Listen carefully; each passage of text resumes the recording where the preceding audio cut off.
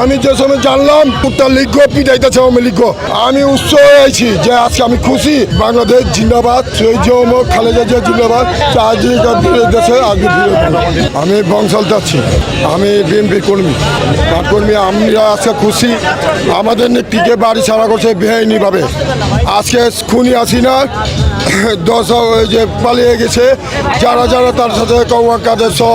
ফাঁসি হওয়া উচিত এই বাংলাদেশের মাটিতে আইন উপদেষ্টাকে বলছি অবিলম্বে ফাঁসি দেওয়া উচিত অবিলম্বের রাজনীতি নিষিদ্ধ করা হোক বাংলাদেশ জিন্দাবাদ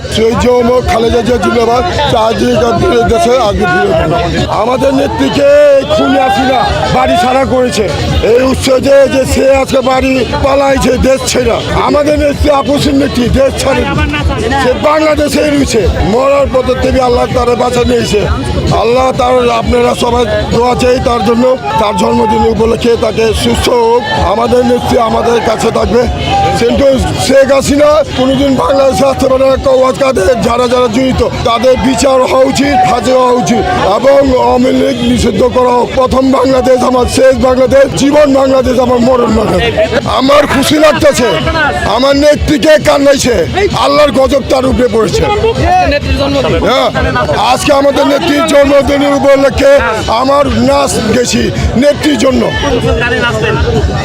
লঙ্গি ডান্স বাস এটাই আজকে ভালো লাগছে খুনি হাসিনা ফাঁসি হলে কাদের ল্যান্ডা কাগজের এবং তার পরিবারের ফাঁসি হলে আমি খুশি হব